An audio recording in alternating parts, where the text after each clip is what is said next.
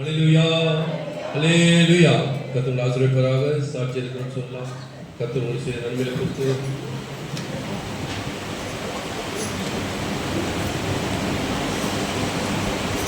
கர்த்தருக்கு ஸ்தோத்திரம்.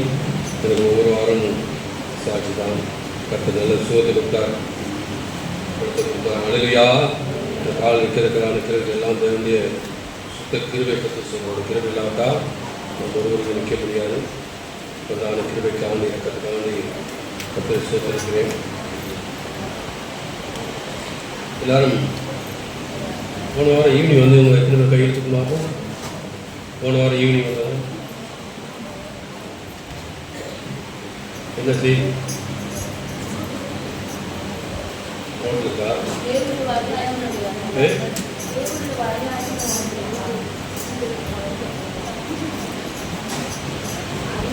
அதாவது தேவனுடைய வரலாறு, தேவனுடைய சரித்திரம்னு சொல்லுவாங்க. சரித்திரத்தை நாமும் இணைக்கப்பட்டிருக்கிறோம். அல்லேலூயா. வந்து வேத புத்தகத்தில் ரெண்டு பெண்கள் பேர் தான் தலையங்கத்தில் வந்தது. ரூத்து, எஸ்தர். இந்த 2 பேர் தான் வேதத்தில் அவங்க பேரில் புத்தகம் வந்தது. போன முறை நல்ல செய்தி காட்டும் ரூத்தின் சரி. ஆனால் நிறைய பேர் வரல, இல்லை ஈவினிங் வரல, இல்லை அவங்களுக்கு என்னென்னு புரியாது. மிக மிக முக்கியமான ஒரு செய்தி தான். நம்ம வேத குணத்தில் பார்த்தோம். எல்லாருக்கும் எடுக்க ரூத்தின் புத்தகம் 1ஆம் அதிகாரம் உங்களுக்கு வாசிப்போம். ரூத்தின் புத்தகம் 1ஆம் அதிகாரம்.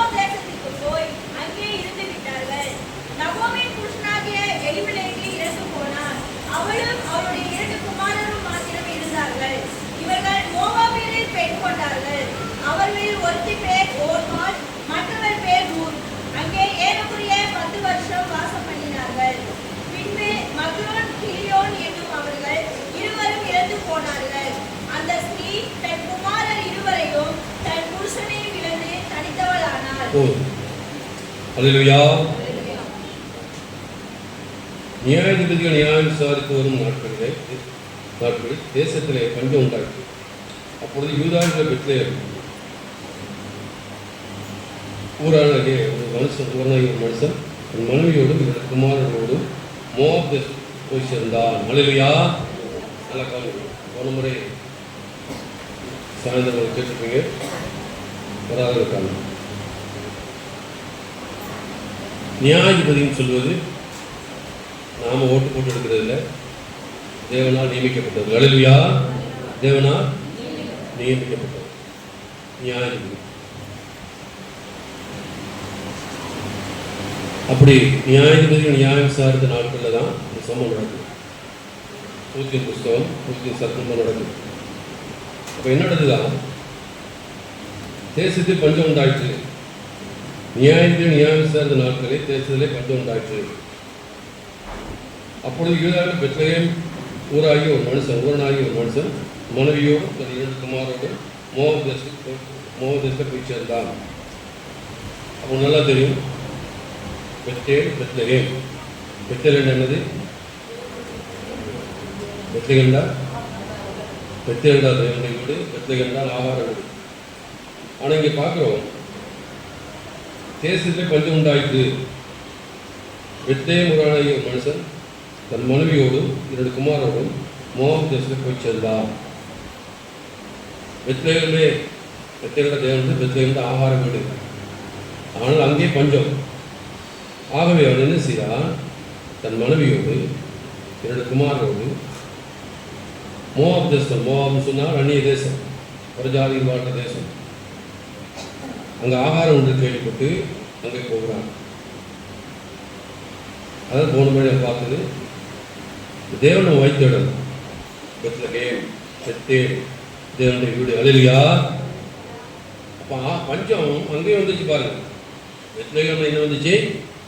ஆகார வீடு என்று சொல்லப்பட்ட இடத்துல கூட பஞ்சம் வந்து. ஆகவே என்ன செய்தார்? தன் மனைவியை கூட்டிக் கொண்டு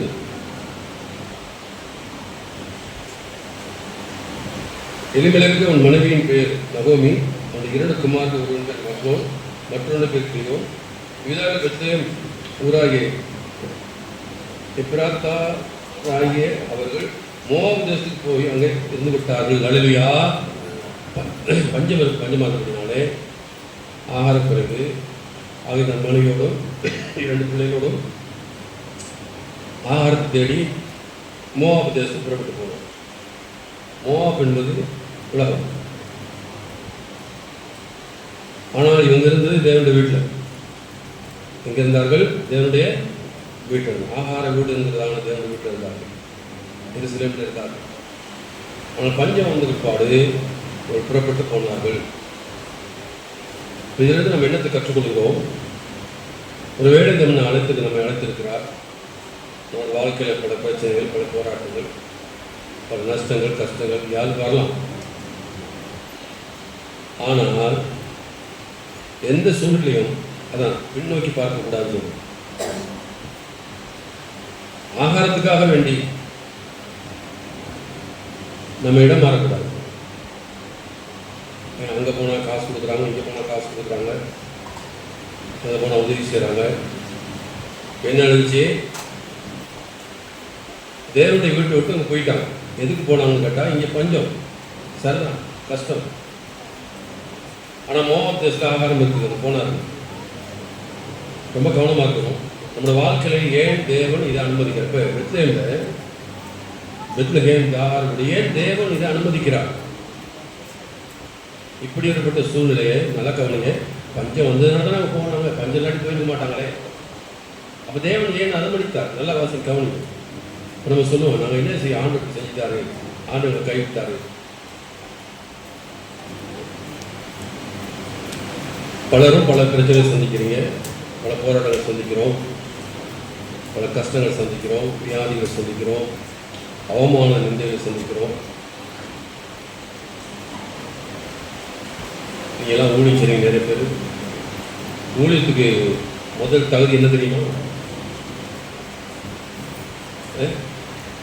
ஊழியத்துக்கு முதல் தகுதி தெரியாமல் குனிஞ்சுக்கிட்ட என்னை பாருங்க, முகத்தை பாருங்க. ஊழியத்துக்கு என்ன தகுதி? என்னை பாருங்க, சோர்வு. அவமானத்தை சந்திக்கணும். அவமானத்தை சந்திக்கணும். அல்லேலூயா. அவமானத்தை சந்திக்கணும். நீ போறீங்க, குறை சொல்லுவாங்க, குற்றம் சொல்லுவாங்க, அவமானப்படுத்துவாங்க, வெட்கப்படுத்துவாங்க, காரி துப்புவாங்க. இதுதான் முதல் தகுதி. இதை சந்திக்க ஆயத்தமாக இருந்த மட்டும் தான் உழைத்து போகணும். சந்தித்ததுனால தான் இங்கே நிற்கிறேன்.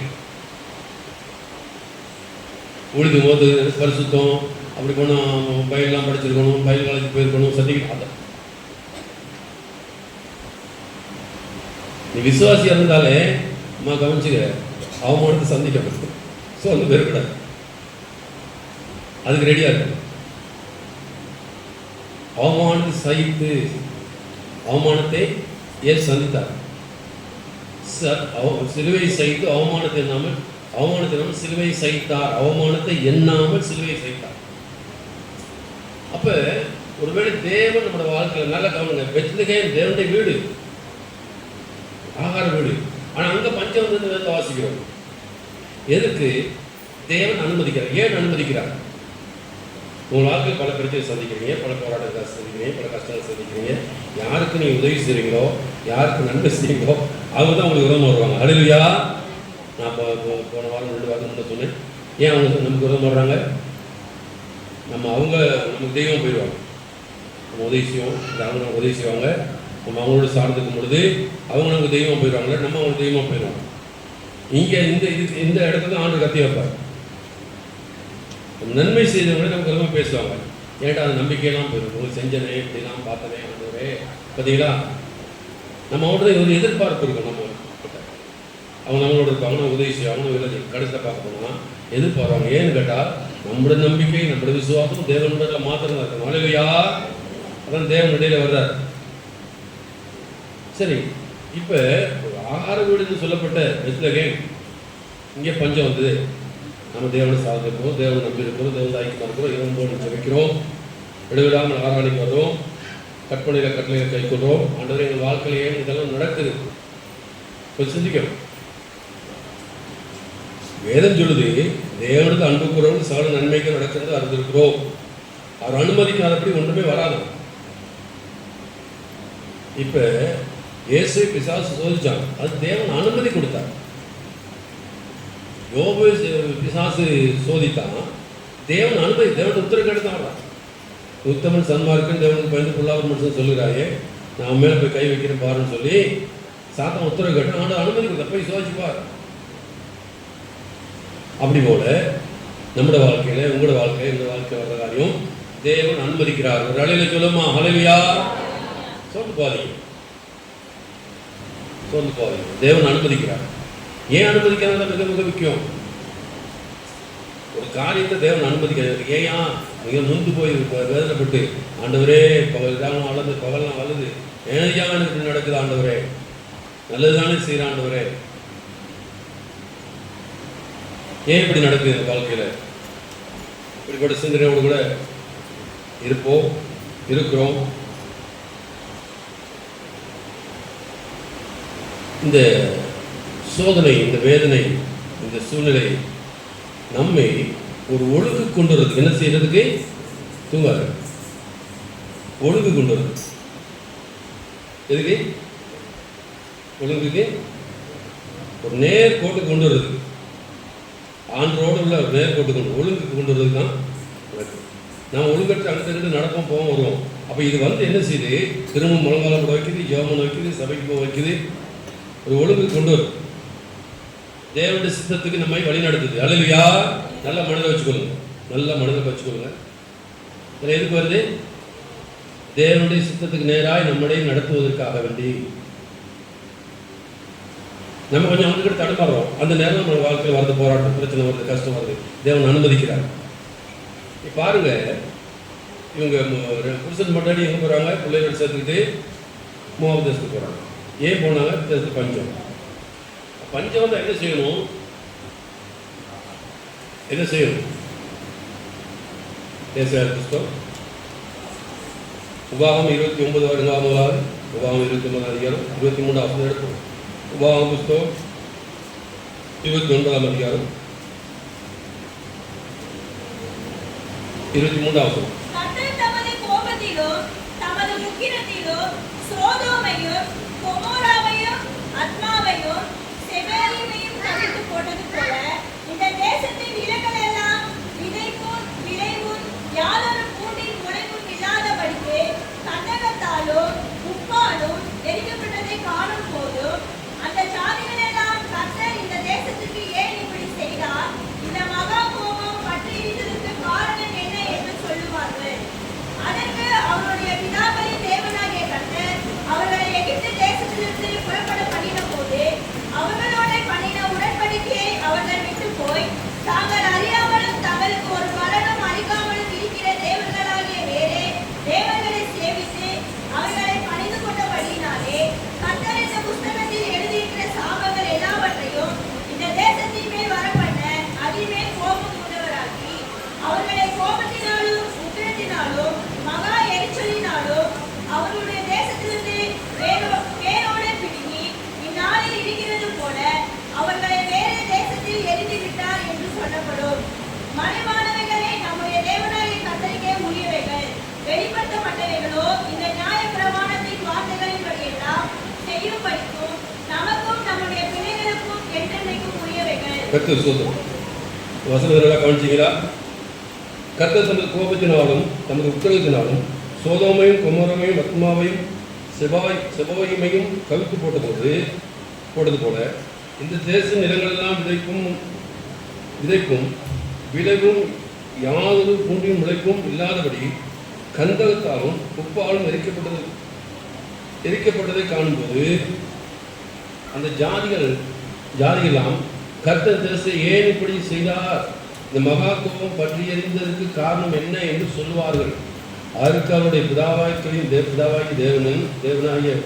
கர்த்தர் அவர்களை ஏற்றிலிருந்து புறப்பட பண்ணின போது அவரோடு பண்ண உடன்படிக்கை அவர்கள் போய்விட்டார்கள். கர்த்தர் சோதரம் மலையா விட்டு போய் தங்கள் அறியாமையும் தங்கள் ஒருபடனும் அளிக்காமல் இருக்கிற தேவர்களாய் வேறு தேவர்களை சேவித்து அவளை பணிந்து கொண்டபடினாலே கர்த்தர் புத்தகத்தில் எழுதியிருக்கிற சாபங்களை எல்லாவற்றையும் இந்த தேசத்தின் மேல் வரப்பணினி அதன் மேல் கோபம் மூண்டவராகி அவர்களை கோபத்தினாலும் உக்கிரத்தினாலும் மகா எரிச்சலினாலும் அவருடைய தேசத்திலிருந்து வேரோடு பிடிக்கி இந்நாள் இருக்கிறது போல அவர் வேறே தேசத்தை இருந்து விட்டார் என்று சொல்லப்படும்.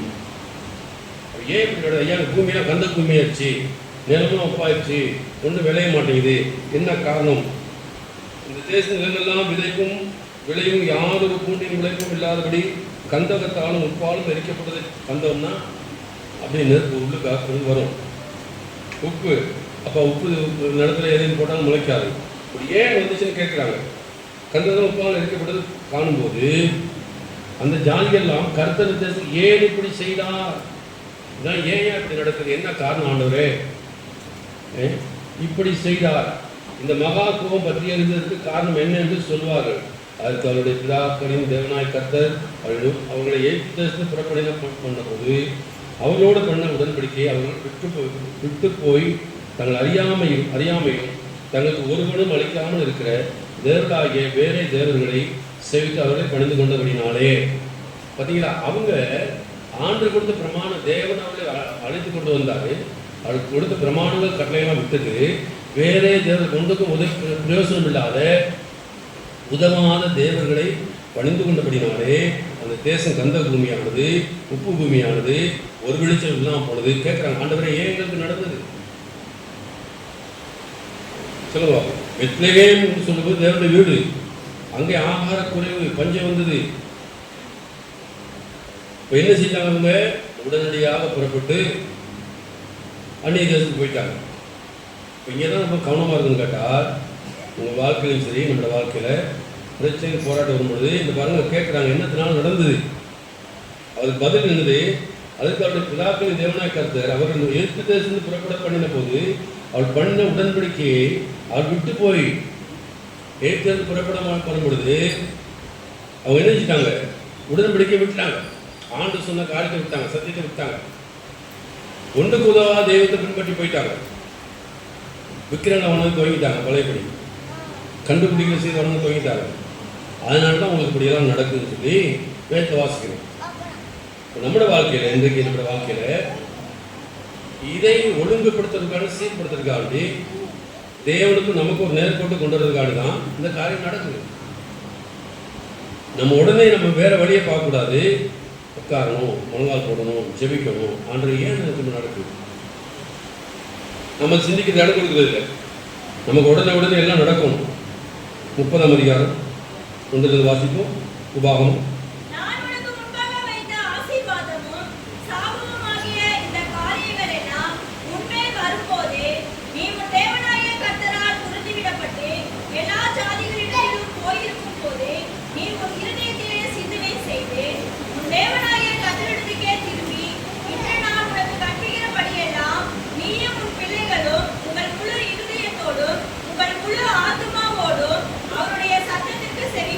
இப்படிலாம் சம்பவிக்கும் பொழுது நான் உனக்கு முன்பாக வைத்து ஆசீர்வாதம் சமமாக இந்த காரியங்கள்லாம் உண்மையில் வரும்போது நீங்கள் தேவனாய் கர்த்தர் துரத்தி விடப்பட்டு எல்லா ஜாதிகளுக்கும் போயிருக்கும்போது நீங்கள் இதயத்தை சிந்தனை செய்து அப்போ யோசிக்கணும், எனக்கு ஏன் இப்படி நடக்குது, என் பிள்ளைகளுக்கு ஏன் இப்படி நடக்குது, என் குடும்பத்துக்கு ஏன் நடக்குது, கொஞ்சம் சிந்திக்கணும். சிந்தனை செய்து தேவனாய் கர்த்தருக்கு திரும்பி அப்போ என்ன செய்யணும்? ஆண்டோட பக்கம் திரும்பணுமா? இப்போ இவங்க பாருங்க, அவசரப்பட்டு உடனடியாக ஒரு சில முன்னாடி பார்த்தாங்க, நம்ம இங்கே எதுவும் பிரயோஜனம் இல்லை, போயிடும்.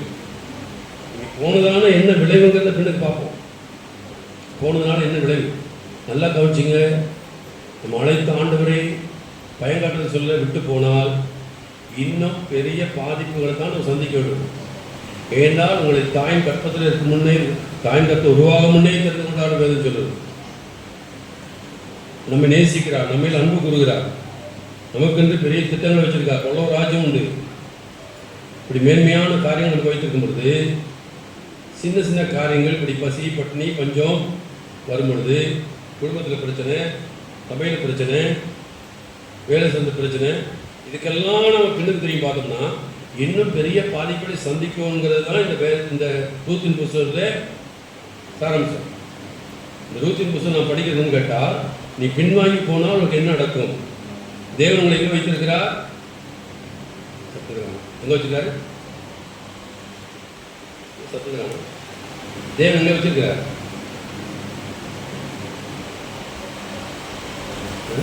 புரியலையா? தேவன் உங்களை எங்கே வச்சிருக்கிறாரு? சொல்லுங்க. எங்க வச்சிருக்கிறாரு? என்னது பெத்தகம்னு அர்த்தம்? என்னது? அங்கதான் பஞ்சம் வந்துச்சு. அல்லேலூயா. தேவன் நமக்கு வச்சிருக்கிறார். ஒருவேளை நமக்கு பசி வரலாம், பட்டினி வரலாம், பஞ்சம் வரலாம், பிரச்சனை வரலாம், போராட்டம் வரலாம். ஆனா என்ன செய்யணுமா? இப்படிப்பட்ட சம்பவம் நடக்கும் பொழுது இவன் தேவனாய கர்த்தர் பக்கம் திரும்பு. அதை விட்டு நீ ஓடாத. அங்க ஓடுனா சரி வருமா, இங்க ஓடுனா சரி வருமா, அங்க போனா நல்லா கிடைக்குமா, இங்க போனா நல்லா, அதல்ல.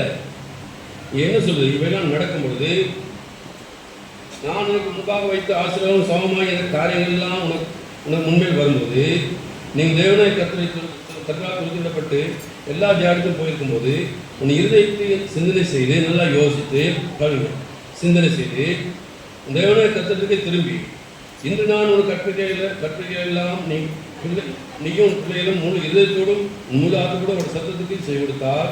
தேவனாய கர்த்தர் உன் சிறையிருப்பை திருப்பி பார்த்தீங்களா? அப்போ ஆண்டத்துக்கு திரும்பி அது சத்தத்தை செய்து கொடுத்தால் இந்த சிறையிருப்பை மாற்றுவார். திருப்பி உனக்கு இறங்கி தேவனாய கர்த்தர் உன்னை சிதறடித்த எல்லா ஜனங்களுக்கும் இருந்து இருக்கிற உன்னை திரும்ப சேர்த்துக் கொள்வார். அப்போ ஆண்டத்துக்கு திரும்பினா என்ன செய்வாங்க? ஆண்டை திரும்ப சேர்த்துக் கொள்வார். ஓடிட்டு என்ன செய்வார்? ஓடிட்டு என்ன செய்வார்? பெண்ணுக்கு விடுவாரா? இல்லை. அப்போ நம்ம வாழ்க்கையில் நல்ல பிரியமான என்ன நடிக்கிறாங்க, சபைக்கு வந்துட்டா நம்ம வாரம் வரோம், காணிக்க சம்பவம் போட்டால் நம்ம ஒரு பிரச்சனை வராது. அப்படி பிரச்சனை இல்லாமல் தான் நம்ம தேவனோட தூரம் போயிடுவோம். பிரச்சனை இருக்கிறதுனால தான், போராட்டம் இருக்கிறதுனால தான் நம்ம ஜெபிக்கிறோம், நம்ம கண்ணீர் இருக்கிறோம், நம்ம அழுகிறோம் பிரச்சனை வர்றதுனால. அப்போ அந்த உபத்திரவம் நம்மை தேவன் பக்கமாக சேர்த்துருக்கிறது. அல்லேலூயா. நான் உபத்திரப்பட்டது நல்லது, கர்த்தருடைய பிரமாணத்தை கற்றுக்கொண்டேன். அல்லேலூயா. சங்கீதக்காரன் சொல்றாரு, நான் உபத்திரப்பட்டது நல்லது சொல்றாரு. அப்போ எனக்கு வர்ற பிரச்சனை நல்லது என்றால் நான் திரும்பி கர்த்தரிடமா சேரும்படிக்கு நான் மனம் திரும்ப ஆண்டுகளை ஒப்பு கொடுத்துட்டா திரும்ப ஆசிரியர் என்ற வரத வாசிக்கிறோமே. இந்த வசனம் வாசிக்கணும். 3வது வசனம். இல்லைம்மா, வாசி. திருப்பி இறங்கி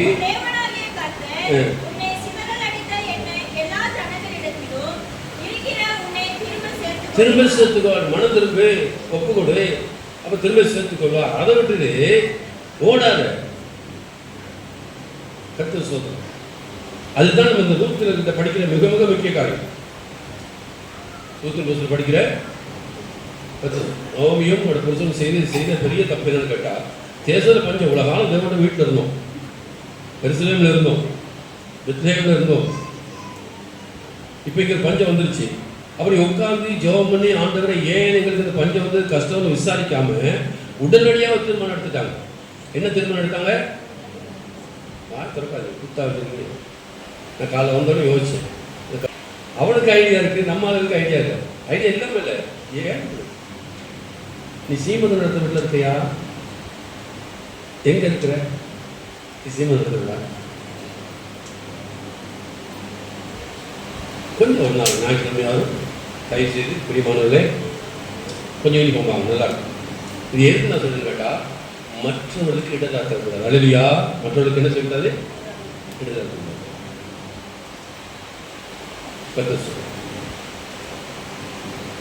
சரி, அப்ப இப்படிப்பட்ட சம்பவம் நடக்கும். நல்லா கவனிங்க. இந்த ரூத்ல புத்தகம் நமக்கு பட்டுக்கொண்டதுன்னு கேட்டா, பஞ்சம் வந்த உடனே மோவாப் தேசத்துக்கு புறப்பட்டு போனார்கள். அவங்க என்ன செய்திருக்கணும்? வேதம் என்ன சொல்லுது? இந்த கர்த்தருக்கு திரும்பி, இன்று நான் உங்களுக்கு கற்பித்தபடியெல்லாம் நீயும் பிள்ளைகளும் உன் முழு இதயத்தோடும் முழு ஆத்மோடும் அவருடைய சத்தத்துக்கு செவி கொடுத்தார். தேவனாய கர்த்தர் சிறையிருப்பை திருப்பி உனக்கு இறங்கி தேவனாய கர்த்தர் உன்னை சிறடித்த எல்லா ஜனங்களிடம் இருக்க உன்னை திரும்பவும் சேர்த்துக் கொள்வார். ஜனங்களிடத்திலிருந்து இருக்கிற உன்னை திரும்ப சேர்த்துக் கொள்வார். அவ்வளவுதான் சுருக்கமான வார்த்தை. நீ உட்கார்ந்து யோசித்து சிந்தித்து மனம் திரும்பி ஆண்டு ஒப்பு கொடுத்துன்னு சொன்னா அவருடைய கட்டளையிலும் கட்டளை எங்க தவறட்டோம்னு சொல்லி யோசித்து சிந்தித்து மனம் திரும்பினா திரும்ப எல்லாரும் கொடுப்பேன்னு சொல்லியிருந்தாரு. நீ ஓடுற. அடுத்த வருஷம் ஏசாயா 50ஆம் அதிகாரம், ஏசாயா புஸ்தகம் சீக்கிரம் 50ஆம் அதிகாரம் 10ஆம் ஏசாயா புஸ்தகம். எவன் கர்த்தருக்கு பயந்து அவருடைய தாசனின் சொல்லை கேட்டு தனக்கு வெளிச்சமில்லாததினால் இருட்டிலே நடக்கிறானோ அவன் கர்த்தருடைய நாமத்தை நம்பி தன் தேவனை சார்ந்து கொள்ள கடவன். உங்களை எவன் கர்த்தருக்கு பயந்து அவருடைய தாசனின் சொல்லை கேட்டு தனக்கு வெளிச்சமில்லாதனால் இருட்டு நடக்கிறானோ அவன் கர்த்தருடைய நாமத்தை நம்பி தன் தேவனை சார்ந்து கொள்ள கடவா. நடுவியா நல்ல கவனியம், வசந்த நல்ல கவனியம்.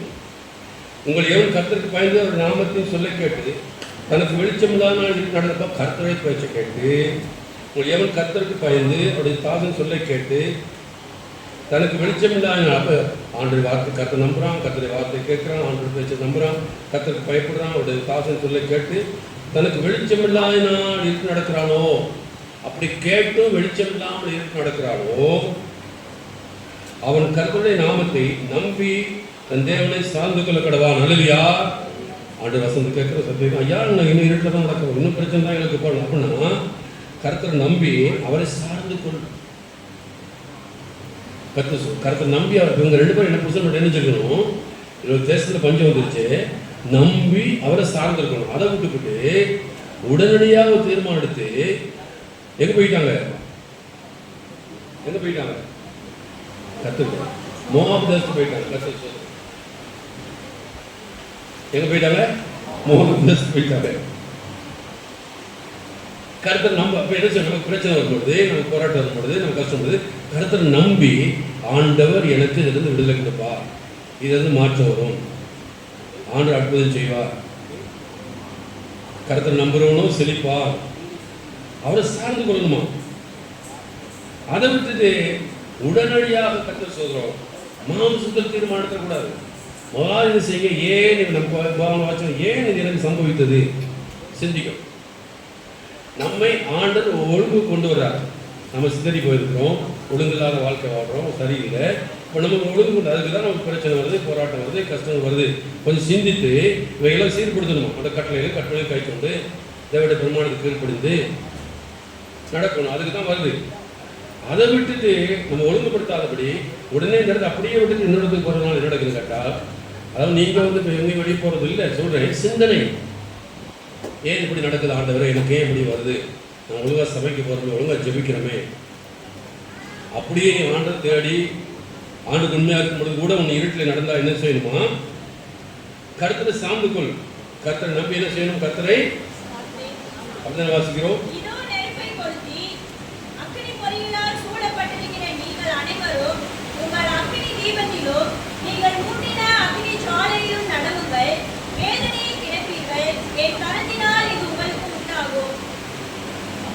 இதோ நெருப்பை கொளுத்தி அக்கினி பொறிகளால் மூடப்பட்டிருக்கிற நீங்கள் அனைவரும் உங்கள் அக்கினி தீபத்தினால் நீங்கள் மூட்டின அக்கினி ஜுவாலினால், நல்லா கவனிங்க, நீங்கள் மூட்டின அக்கினி ஜுவாலினாலும் நடவுங்கள், வேதனையில் கிடப்பீர்கள், என் கரத்தினால் உங்களுக்கு உண்டான ஆண்டை அனுமதிக்கிறார். எல்லாத்தையும் தேவனுக்கு அனுப்புகிறாங்க, எல்லாமே தேவன் அனுமதிக்கிறார். நம்ம என்ன செய்யணும், உட்கார்ந்து சிந்திக்க, நம்ம குடும்பமாக உட்காரணும். நல்லா கவனிங்க. இப்போ நம்ம என்ன லேசாக என்ன செய்ய தெரியுமா, நமக்கு வர்ற பிரச்சனை மற்றவங்களுக்கு தெரியும், அவங்களால தான் வந்துச்சு, இவங்களால தான் வந்துச்சு. இல்லை, நம்ம உட்காந்து குடும்பமாக உட்காந்து ஜெபம் பண்ணும்போது சிந்திக்கணும், ஏன் இப்படி நடக்குது. யாரையும் நம்ம குறை சொல்லக்கூடாது, அவங்களால தான் வந்துச்சு, இவங்களால தான் வந்துச்சு, அவங்க இல்லை. தேவன் அனுமதிக்க என்ன ஒரு சரியான ஒழுங்கு கொண்டு வர ஆண்டவர் விரும்புகிறார். நம்முடைய குடும்பத்தை, நம்முடைய பிள்ளைகளை சரியான வழிக்கு கொண்டு வர விரும்புகிறார். அப்போ நம்ம எல்லாரும் உட்காந்து ஜெபித்து ஆண்டவர் இனிமேல் கொண்டாது வனாந்தரத்தை அவங்க கோபம் விட்டது போல நடக்காதபடி, அந்நிய தேவர்களை பின்பற்றி போனது போல போகாதபடி நாங்கள் என்ன செய்கிறோம், இனிமேல் உங்களை இன்னும் மோடுகளை ஐக்கியமாக இருக்க போகிறோம், மோடுகளை சேர போகிறோம், இந்த கட்டளைகள் பிரமாணங்களை கை கொள்ள போகிறோம் ஆண்டவரே. அப்படி ஒரு தீர்மானம் எடுத்து இந்த ஆண்டு ஒப்பு கொடுத்து பாருங்கள். ஆண்டு திரும்பவும் எல்லாவற்றையும் என்ன செய்வார், இழந்து போன எல்லாவற்றையும் திரும்ப தரவேன்னு வாக்கு பண்ணியிருக்கிறார். செழிக்க பண்ணுவார். வயல்கள் என்ன செய்யும், விளையும், தானியங்கள் நிரம்பும், கர்த்தர் எல்லாரும் செய்வார் ஆண்டவர்.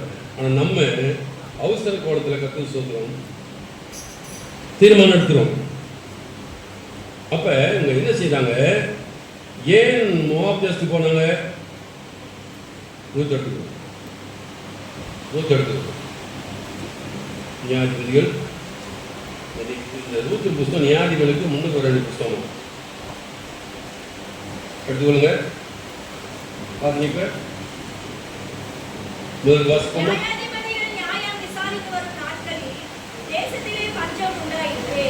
அப்பொழுது யூதாவில் உள்ள பெத்லகேம் ஊரானாகிய ஒரு மனுஷன் தன் மனைவியோடும் 2 குமாரரோடும் கூட மோவாப் தேசத்திலே போய் சஞ்சரித்தார். பஞ்சம் உண்டானபடினால் மோவாப் தேசத்திலே போய் சஞ்சரித்தான்.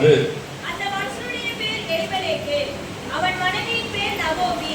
அவனுடைய 2 குமாரரில் ஒருவன் பேர் மக்லோன், மற்றொருவன் பேர் கிலியோன். யூதாவில் உள்ள பெத்லகேம் ஊராகிய எப்பிரத்தாயராகிய அவர்கள் மோவாப் தேசத்துக்கு போய் அங்கே இருந்து விட்டார்கள். மோவாப் தேசத்துல ஆகாரம் கிடையாது. இப்ப நல்ல கவனிங்க, இந்த ஆகாரம் ரொம்ப டேஞ்சர். நமக்கு வியாதிக்கு காரணம் ஆகாரம் தானே. சாப்பாட்டில் ரொம்ப கண்ட்ரோலாக இதை சாப்பிடணும் சாப்பிடக்கூடாதுன்னு தீர்மானம் பண்ணிட்டு அது செஞ்சாதான் 90% வியாதியிலிருந்து நம்ம பாதுகாத்துக்கணும். ஆகாரம் தான் மிக முதல் இருக்கு. முதல் ஆதாம் ஏவாள் விழுந்து போனது எங்க? ஆகாரத்தில். ஆதாம் விழுந்து போனது எங்க? வாசிங்க, ஆதியாகமம் புஸ்தகம் 2ஆம் அதிகாரம் 17ஆம் வசனம். ஆதியாகமம் புஸ்தகம். ஆனாலும் நன்மை தீமை அறியத்தக்க விருட்சத்தின் கனியை புசிக்க வேண்டாம், அதை நீ புசிக்கும் நாளில் சாகவே சாவாய் என்று கட்டளையிட்டார். 2ஆம் அதிகாரம்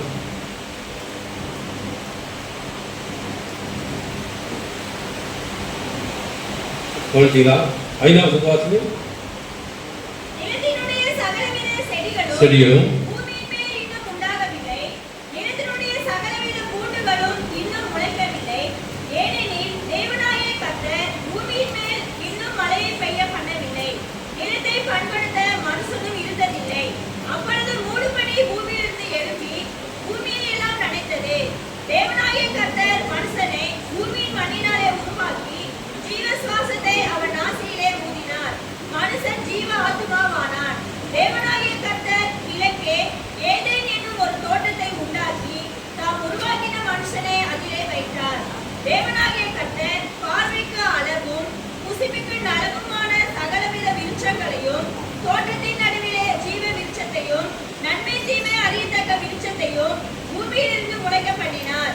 தோட்டத்துக்கு தண்ணீர் பாயும். தேவன் எல்லாரும் மனிதனை படைத்தது மாத்திரம் இல்லை, அவனுக்கு ஆகாரத்துக்கு தேவையான எல்லாரும் உண்டாக்குனாரு, தண்ணீரை உண்டாக்குனாரு, நல்ல நீரூற்றுகளை உண்டாக்குனாரு, ஆறுகளுக்கு வரை ஓடுனது எல்லாம் ஆண்டு செய்தார். ஆனால் எங்கே பிள்ளை வந்தது? ஆண்டு என்ன குறைச்சி ஆதாமுக்கு எவ்வளவும் நீங்கள் எல்லாத்தையும் ஆண்டு கொள்ளுங்கள், சகலம் உங்களுக்கு புசிக்கிறது கொடுக்குறார். மிருகங்கள்லாம் நீங்கள் புசிக்கலாம், அடிக்கலாம், சாப்பிடலாம், தோட்டத்தில் நல்ல விளைச்சல் இருக்குது, கனிகள் இருக்குது, சாப்பிடலாம் எல்லாம் சொன்னார் ஆண்டு. ஆனால் எங்கே பிள்ளை வந்தது?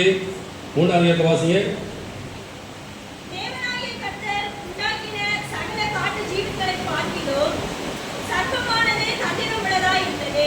அது ஸ்திரீயை நோக்கி, நீங்கள் தோட்டத்தில் உள்ள சகல விருட்சங்களின் கனியை புசிக்க வேண்டாம் என்று தேவன் சொன்னது உண்டோ என்றது. பார்த்தீங்களா, சோதனை எங்க வருது கேட்டா, ஆகாரம். தோட்டத்தில் சகல விருட்சம் கனியை புசிக்க வேண்டாம்னு சொன்னது உண்டோ? தேவன் சகலத்தை புசிக்கலாம், தோட்டத்தின் நடுவில் கனியை புசிக்க வேண்டாம். பாருங்க, எங்க இந்த ஆகாரம் தான் மனித வாழ்க்கையில பெரிய போராட்டத்தை உண்டாக்குறாங்க. சரி வாசிங்க. ஸ்திரீ சர்ப்பத்தை பார்த்து, நாங்கள் தோட்டத்தில் உள்ள விருட்சங்களின் கனிகளை புசிக்கலாம், ஆனாலும் தோட்டத்தின் நடுவில் இருக்கிற விருட்சத்தின் கனியை குறித்து தேவன் நீங்கள் சாகாதபடிக்கு அதை புசிக்கவும் அதை தொடவும் வேண்டாம் என்று சொன்னார் என்றார். அப்பொழுது சர்ப்பம் ஸ்திரீயை நோக்கி, நீங்கள் சாகவே சாவதில்லை. அப்ப தேவன் எதை சொன்னாரோ அதுக்கு எதிர்மறையா அப்படிதான் சொல்றான். நீங்க சாக மாட்டீங்க, நீ பழப்பீங்க, உன் கண்கள்லாம் திறக்கப்படும், நீ நல்லா இருப்பீங்க. எது ஆண்டு சொன்னாரோ அதுக்கு எதிர்மறையா சொல்றான்.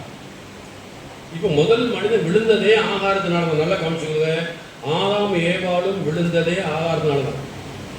இங்க நோமி குடும்பம் கத்து சோத்திரம் விழுந்ததே ஆகாரத்தினாலதான். பஞ்சம் உண்டானபடினாலே ஊரை விட்டு ஊர் போறாங்க. இன்னொரு காரணம் ஆகாரத்தினால. என்னோட மத்தேயு 4ஆம் அதிகாரம், மத்தேயு சுவிசேஷம் 4ஆம் அதிகாரம் 24 வாசிப்போம். மத்தேயு புஸ்தகம் 4ஆம் அதிகாரம். அவருடைய கீர்த்தி சீரியா இதை மத்திய சுவிசேஷம் 4ஆம் அதிகாரம்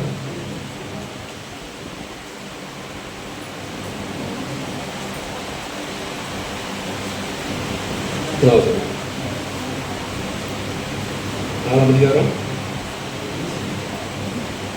இல்லை கொஞ்சம் பண்ணிக்கணும். அதாவது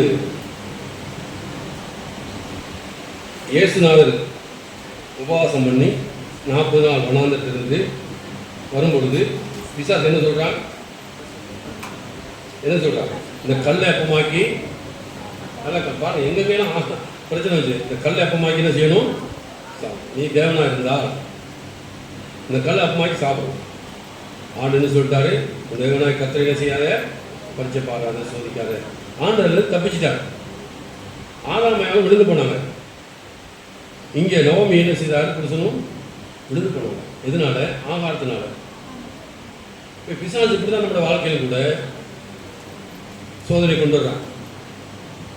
திருப்தியாக இருக்கணும், எல்லா இடத்துலையும் திருப்தியாக இருக்கணும். பவுல் என்ன சொல்கிறாரு? பரிபூர்ணப்படவும் பட்டினியாக இருக்கவும் என்ன செய்யுது? நான் போதிக்கப்பட்டிருக்கிறேன். நிறைவாக இருக்கவும் தெரியும், எனக்கும் குறைவோடு இருக்கவும் தெரியும், பரிபூர்ணமாக இருக்கவும் தெரியும், எனக்கு பட்டினியாக இருக்கவும் தெரியும். நான் என்ன செய்கிறேன்? போதிக்கப்பட்டிருக்கிறேன். அப்போ நிறைவோ குறைவோ என்னை பாதிக்காது. நிறைவோ குறைவோ என்னை செய்யனை பாதிக்காது. எல்லாருக்கும் நான் போதிக்கப்பட்டிருக்கிறேன். உயர்ந்திருக்கவும் தெரியும், எனக்கு தாழ்ந்திருக்கவும் தெரியும், பரிபூர்ணப்படவும் பட்டினியாக இருக்கும் நான் கற்றுக்கொண்டேன்னு சொல்கிறார். போதிக்கப்பட்டிருக்கேன்னு சொல்கிறார். ஆனால் ஆதாமே விழுந்தது எங்கே? ஆகாரத்தினால. இவங்க பெத்லேஹேம் ஊராகிய தேசத்தில் இருந்த இந்த ரூத்தோட புருஷனும் எதுக்காண்டி போனாங்க? ஆகாரம் குறைவு போனாங்க. இது ஆகாரம் மாத்திரமில்லை, நம்மளோட வாழ்க்கையில் ஏற்படுற குறைவு நல்லா கவனிங்க. நம்மை ஒரு ஒழுங்கு கொண்டு வரும்படி தான், சீர்படுத்தும்படி தான் தேவன் இவங்க சில காரியங்களை அனுமதிக்கிறார். இதை நம்ம உட்கார்ந்து சிந்தித்து யோசித்து ஜெபம் பண்ணி கர்த்தர் பக்கமாக திரும்பாதபடிக்கு உடனடியாக என்ன செய்ய, நம்ம எதிர்மறையான பக்கத்துக்கு போகிறோம். அங்கே போனால் இப்படி நடக்கும், இங்கே போனால் இப்படி நடக்கும். அப்போ ஒரு குடும்பம்னா வீட்டில் உட்காந்து நம்ம பிள்ளைகளோட குடும்பம் உட்காந்து ஜெபிக்கும் பொழுது சிந்திக்க நமக்கு எப்படி நடந்துச்சு. அப்போ இன்னும் நம்ம கர்த்தர் பக்கமாக திரும்பணும்னா கர்த்தரெல்லாம் மாற்றுவார், சீர்படுத்துவார், ஒழுங்குபடுத்துவார். அதை விட்டுட்டு உடனே மோவாபு தேசத்துக்கு போனாங்க. என்ன நடந்தது? முதலாவது வருவோம், 130 வருவோம், எல்லாரும் திருப்பி கொள்வோம். பழையபடி 130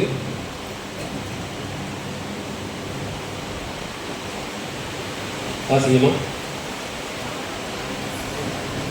நியாயாதிபதிகள் நியாயம் விசாரித்து வரும் நாட்களில் தேசத்திலே பஞ்சம் உண்டாயிற்று. அப்பொழுது யூதாவில் உள்ள பெத்லகேம் ஊரானாகிய ஒரு மனுஷன் தன் மனைவியோடும் 2 குமாரரோடும் கூட மோவாப் தேசத்திலே போய் சஞ்சரித்தார். சரி, இவங்க 3 பேரும் கொஞ்சம் உட்கார்ந்து ஜெபித்து, ஆண்டவரே ஏன் எங்களுக்கு இப்படிலாம் நடக்குது, ஆண்டவரே கொஞ்சம் சிந்தித்து கருத்து பக்கம் தெரிஞ்சிருந்தால் ஒரு மாற்றம் வந்திருக்கு. அப்படி சிந்திக்காதபடி அந்த மனுஷனுடைய பேர் எலிமெலக்கு, அந்த மனைவியின் பேர் நகோமி, அவர் 2 குமார், ஒருவன் பேர் மக்ரோன், மற்றொரு பேர் கிரியோன். விழாவில் பெத்லேஹேம் ஊராகிய பிராத்தாராகிய அவர்கள் மோவாபு தேசத்துக்கு போய் அங்கே இருந்து விட்டார்கள். வாசி 3வது. இறந்தவன் முதல் அடி, அவன் இறந்து போனான். இவங்க எதுக்கு போனாங்க? ஜீவன் தப்பு ஓடிக்கொண்டு வாசிச்சோம் இல்லையா? ஜீவிக்க போனாங்க. இப்போ மரணம் தான் வந்துச்சு. கொஞ்சம் இதெல்லாம் ரொம்ப கவனமாக எடுத்துக்கொள்ள வேண்டிய காரியம், ரொம்ப கவனமாக இருக்க வேண்டிய காரியம். இவங்க எதுக்கு ஓடினாங்க?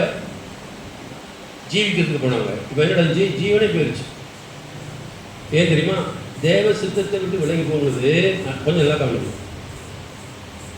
தேவ சித்தத்தை விலகி போடுறது அவரோட ஆளுகை நம்ம விட்டு போயிருமா? என்ன செய்யுமா? அவரோட ஆளுகை நல்லா கவனிக்கணும்.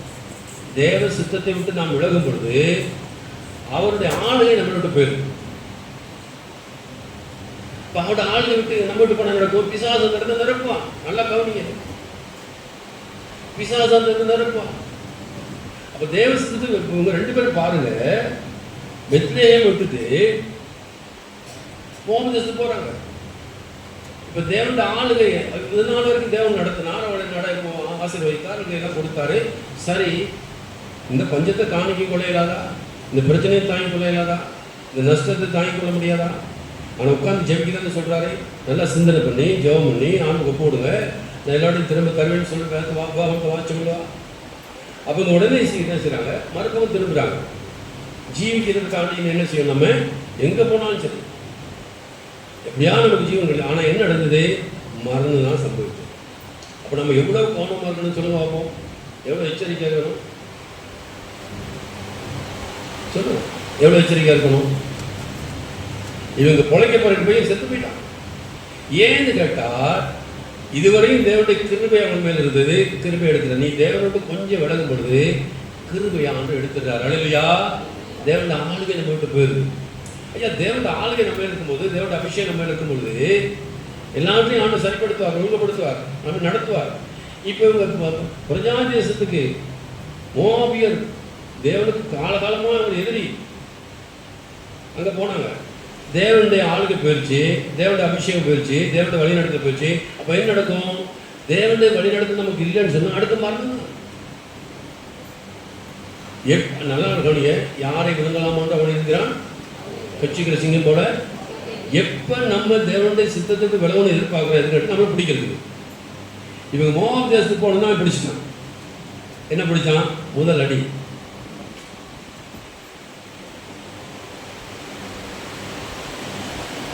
அவன் யாரை விழுங்கலாம் என்று கெச்சிக்கிற சிங்கம் போல வகை தேடி தெரிகிறான், வகை தேடுறான். இப்போ இந்த குடும்பத்தை கவனித்த நல்ல பக்தியோட குடும்பம், வைராக்கியமுள்ள குடும்பம், ஜெபிக்கிற குடும்பம். இப்படி இருக்கும் பொழுது இவங்க எடுத்த தீர்மானம் பாருங்க, மரணத்தை கொண்டு விட்டுச்சு.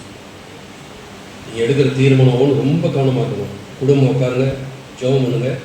ஏன் ஆண்டு இது வரையும் அப்போ ஆண்டு தெளிவாக பேசுவார், உங்களோட கூட பேசுவார். இதுக்கு இன்னொருத்தர் தேவையில்லை, தெளிவாக பேசுவார். நீங்கள் தேவனோட சாரணும், தேவனோட ஐக்கியமாகணும், உறவாடணும், உங்களை சீர்படுத்தணும். எந்த இடத்துல கோணலாக இருக்கோ அதெல்லாம் சீர்படுத்தி சரிப்படுத்தினீங்கன்னா தேவன் திரும்பமாக நமக்கு ஆசீர்வாதத்தை கொடுப்பான்னு உபாவத்தை வாசிக்கிறோம். அதை விட்டுட்டு நீங்கள் தேவனுக்கு தூரம் போயிட்டீங்கன்னா ஆளுகை உங்களை விட்டு போயிடும். ஆளுகை போன பிற்பாடு என்ன நடக்குன்னு கேட்டால் பிசாசம் இடத்துல வந்து ஆள் பிடிச்சிருவான். அல்லையா, தேவனோட தூரம் நல்லா கவனிச்சுக்கோங்க. நீங்கள் தேவனோட தூரம் போயிட்டீங்கன்னா அடுத்து என்ன சொல்ல, பிசாசு அந்த இடத்துக்கு வருவான், நிச்சயம் வருவான். ஏசுநாத் வந்து பசியா இருக்கிறார். நீ சந்தர்ப்பத்தை பார்த்து போற பாருங்க. நீ ஜீவன தேவனுக்குமானா இந்த கல்லுகளை அப்பமாக்கி ஆண்டுக்க முடியும், சாப்பிடும். சந்தர்ப்பத்தை பார்க்குறேன் பாருங்க. ஆனால் ஆண்டவர் இயேசுநாதர் அதுக்கு என்ன செய்யல. அந்த நேரம் அவர் ஆண்டவரில் மனிதனாகவே இருந்தார், முழு மனிதனாக இருந்தார். அவர் அதுக்கு இடம் கொடுக்க இல்லை, வஞ்சிக்கப்பட்டு போகல. ஆகிய நம்மளோட வாழ்க்கையில் பிரியமான தயவுசெய்து சொல்கிறேன், போராட்டம் உண்டு, பிரச்சனை உண்டு, கஷ்டங்கள் உண்டு, நஷ்டம் உண்டு. இதெல்லாம் என்னதுன்னு கேட்டால் ஆண்டவர் என்னை நேசிக்கிறபடினா, உங்களே நேசிக்கிறபடினா. அல்லேலூயா. சும்மா ஒன்றுமில்லாமல் வந்து உங்களை சொல்லுவாங்க, குற்றம் சொல்லுவாங்க, திட்டுவாங்க. நீ சோர்ந்து போயிடாதீங்க. உங்களை என்ன செய்கிறாரு, அவங்கள பற்றி நம்ம சிந்திக்கக்கூடாது. என்னதுனால நம்மளை திட்டுறாங்க, ஏன் நம்மளை குறை சொல்கிறாங்க. அப்போ நம்ம ஆண்டவர் ஏன்னு கேட்டால் நம்ம அவங்க மேலே வச்ச நம்பிக்கை, நம்ம அவங்கள சார்ந்துடணும். பாருங்க, உட்கார வச்சு எடுத்து உட்காரலாம். எங்கே சுற்றி இருக்கா, எங்கே வந்து உட்காரு, எங்கே சுற்றி இருக்கா பாருங்க. பிள்ளை எங்கே போன,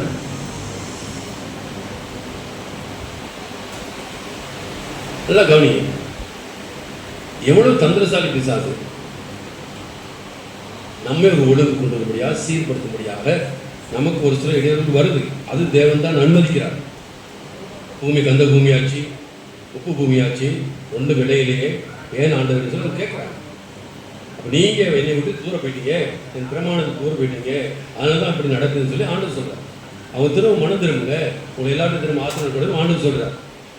ஆகவே சந்தர்ப்பத்தை பார்க்குறாங்க சார். எப்போ நீங்கள் சோர்ந்து போயிடுவீங்க, எப்போ அதிரைப்படுவீங்க, எப்போ உங்களுக்கு அவசரம், இந்த சந்தர்ப்பத்தை எப்போ ஆண்டுக்கு பசி வரணும், பிசாசு ஏசுநாளுக்கு பசி வரணும், பிசாசு எதிர்பார்த்து கொண்டே இருக்கிறான். இந்த பெத்லேஹேமில் எப்போ பஞ்சம் உண்டாகும், பிசாசு பார்த்துக்கிட்டே இருந்தாங்க. இவங்களை முதல்ல 2 பேரையும் கடத்திட்டு போயிட்டான் பாருங்க. அவங்க 2 பேர் தானே போனதாக இருக்கு, மொத்தமாக போலியே அவங்க கடத்திட்டு போயிட்டாங்க. கடத்தி என்ன நடந்துச்சு. அப்போ தேவனுக்கு பின்மாறி போனால், தேவ சமூகத்துக்கு பின்மாறி போனால் முதல் அடி மரணம். வேதம் சொல்லுது. இப்போ நம்ம எச்சரிக்கையாக இருக்கணும். நம்ம நினைக்கிறோம் அவங்க போனால் குறைச்சிக்கலாம் சொல்லி இல்லை, தப்பிக்க இல்லை, அந்த மனம் தான் வந்துச்சு. ஏன்னு கேட்டால் ஆளுகை நம்ம எப்போ தேவனோடு வெளியே போகிறோமோ, நல்லா கவனிங்க, தேவன் நம்ம எல்லாம் ஆளுகை செய்கிறார், நம்ம நடத்துகிறார், அவரோட அபிஷேகம் நம்ம மேலுக்குள்ள இருக்கிறது.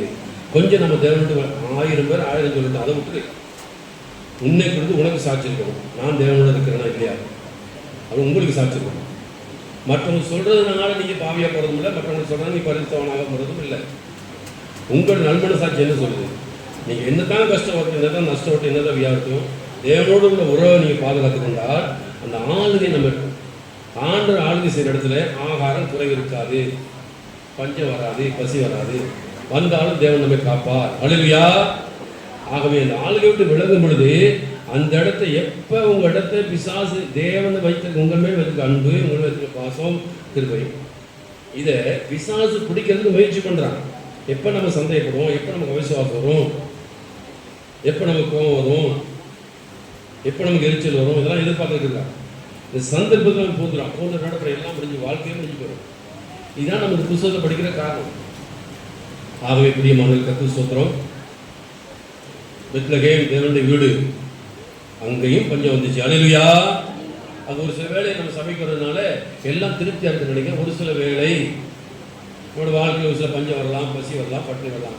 ஆனால் இதுக்கு நீங்கள் எடுக்கிற தீர்மானம்னா சபைக்கு வரணும், வீட்டில் போடணும், முழங்கால் போடணும், ஜெபிக்கணும், ஆண்டு எதனால் வந்து யோசிக்கணும். அப்போ ஆண்டு சொல்லுவார், கர்த்தர் சொல்லும், அங்கே சொன்னது போல நீ உன்னை அடிமைத்திலிருந்து எழுந்து கூப்பிட்டு வந்து நீ திரும்ப எழுத்துக்கு போயிட்ட, என் கட்டளையில் தீர்மானத்தை விட்டுட்ட, உடன்படிக்கை விட்டுட்ட, அதெல்லாம் உனக்கு வந்துச்சு, நீ திரும்ப மனு திரும்பினா திரும்பவும் ஆசிரியப்பேன். அவ்வளோதான். நீங்கள் உட்காந்து ஜெபம் பண்ணி ஆண்டருக்குமா சாய்ந்தால் ஆண்டு அற்புதம் செய்வார். அல்லேலூயா. அதை விட்டுட்டீங்கன்னு சொன்னால் திரும்ப நம்ம சாபத்துக்குள்ளாயிரும். பெரிய படிப்பினை வாழ்க்கையில் கர்த்தர் சொல்கிற பிரியமானோட எல்லாருக்கும் பிரச்சனை உண்டு, எல்லாருக்கும் சோதனை உண்டு. ஏன் அனுமதிக்கிறான்னு கேட்டால் நம்மை ஒரு ஒழுங்குபடுத்துவதற்காக, சீர்படுத்துவதற்காக, தேவனோடு ஐக்கியப்படுத்துவதற்காக. கோபத்தில் அல்ல, தேவனோடு தூரப்படுற. தேவன் யாரை அப்படின்னா அவர் உங்களுக்கான ஜீவனை கொடுத்து உங்களை கொண்டு இருக்க மாட்டார். எனக்கான ஜீவனை கொடுத்து என்ன நேரத்தை வைத்திருக்க மாட்டார். எனக்கு வர சோதனை கஷ்டங்கள் என்னை தூரம் கொண்டு போகிறதுக்கு அல்ல. நான் உட்கார்ந்து சிந்தித்து தேவனோடு சேர்ந்தால் திரும்பமாக என்னை உயர்த்துவார், ஆசிரியப்பார், மேம்படுத்துவார். அந்த இடத்த பிசாசு கொடுத்துடாதீங்கன்னு தான் நான் சொல்கிறேன். அவன் எதிர்பார்த்துக்கிட்டு இருக்கிறான். இவங்க எப்போ பெத்லகேம் வெளியே போவாங்க எதிர்பார்க்க. என்னதுக்காண்டி போனாங்க? பசி, ஒரு ஆகாரத்துக்காக. பார்த்தீங்களா, ஒரு மாம்ச இச்சை சாப்பிடவும், பசியை தாங்க முடியல, பட்டினியை தாங்க முடியல, வெளியே போனாங்க. என்ன நடந்துச்சு? அந்த நேரமே பார்த்தீங்களா, மரணம். எவ்வளோ கஷ்டமான காரியம் பார்த்தீங்களா. ஆகவே பிரியமானவர்களே, கர்த்தருக்கு ஸ்தோத்திரம். நம்ம எல்லாரும் ஆகவே தேவனுடைய வீட்டில் இருக்கிறதுனால எல்லாம் சம்பூர்ணமாக இருக்கிறதால ஒரு சில வேலை, ஒரு சில நேரம் ஆண்டு நம்ம கைவிடுறதில்லை. ஒரு சில நேரம் நீ துன்பத்துக்கூடாக, கஷ்டத்துக்கூடாக, வேதனைக்கூடாக பாடுகளை போகின்றிருக்கும். அந்த நேரத்தில் உட்கார்ந்து சிந்தித்து, நல்லா வேதனை சிந்திக்கணும். சிந்தித்து நீயும் உன் பிள்ளைகளும் எல்லாரும் உட்கார்ந்து பேசி அந்த மனம் திரும்பினால் கர்த்தர் உங்களை ஆசீர்வதிப்பார். அல்லேலூயா. இழந்து போன அத்தனையும் தேவன் திரும்ப கொடுப்பார். எல்லாம் ஜெபம் பண்ணுமா, ஒப்பு கொடுப்போமா? அல்லேலூயா. நன்றி சொல்லுங்க, எல்லாம் சொல்லுங்க. அப்பா நம்ம நன்றியோடு துதிக்கிறோம், நன்றியோடு துதிக்கிறோம். எல்லாரும் சொல்லி ஜெபம் பண்ணுங்க. அல்லேலூயா. இயேசுவே, எங்களை ஒப்பு கொடுக்கிற ஆண்டவரே, வாய் திறங்க, இப்பயாவது வாய் திறங்க. அல்லேலூயா. நன்றி ஆண்டவரே. நாங்கள் எந்த சூழ்நிலையும் மூட்டு போய்விடாதபடி, மீட்டு பின்வாங்கி போய்விடாதபடி, ஏன் எங்களுக்கு இப்படி நடக்குது? நன்மைக்கே நடக்குது. அவர் இன்னும் உன்னை நேசிக்கிறார், உனக்கு அன்பு கூறுகிறார், அவர் கிட்ட சேரும்படி இவையெல்லாம் சம்பவிக்கிறது. அல்லேலூயா. நன்றி ஆண்டவரே, நன்றி. அது நகோமியோர் புருஷன் சேர்ந்து உட்கார்ந்து ஜெபித்து, ஆண்டவரே ஏன் எங்களுக்கு சம்பவிக்குது?